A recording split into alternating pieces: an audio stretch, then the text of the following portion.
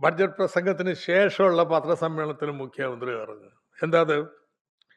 LDF സർക്കാർ പട്ടികജാതി പട്ടികവർഗ വികസന ഫണ്ട് വെട്ടിക്കുറച്ചു.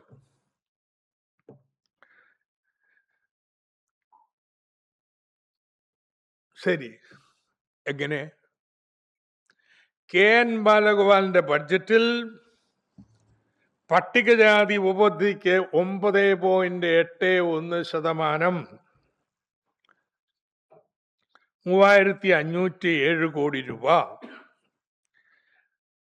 പട്ടികവർഗ ഉപപദ്ധതിക്ക് 2.83%, 1012 കോടി രൂപ.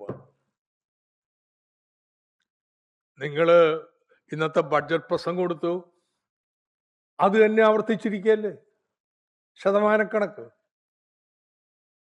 തുക പറഞ്ഞിട്ടില്ല, ശതമാനക്കണക്ക്. എന്തിന്റെ ശതമാനം? പ്ലാൻ അടങ്കലിന്റെ ശതമാനം. പ്ലാൻ അടങ്കലോ അത് വെട്ടിക്കുറച്ചു.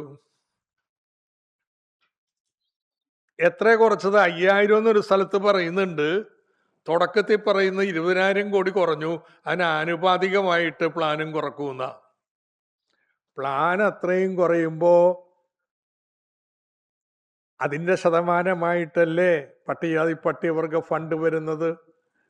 അതും കുറയും.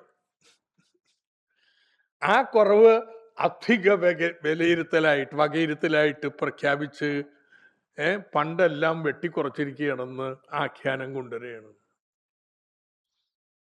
നിങ്ങൾക്ക് ഞാൻ വിതരണം ചെയ്യുന്ന കുറിപ്പില് ഓരോ വർഷത്തെയും പട്ടികജാതി പട്ടികവർഗ ഉപപദ്ധതികളുടെ ആടെങ്കിലും ചെലവാക്കിയ തുകയുടെയും കണക്കുണ്ട് കേട്ടോ.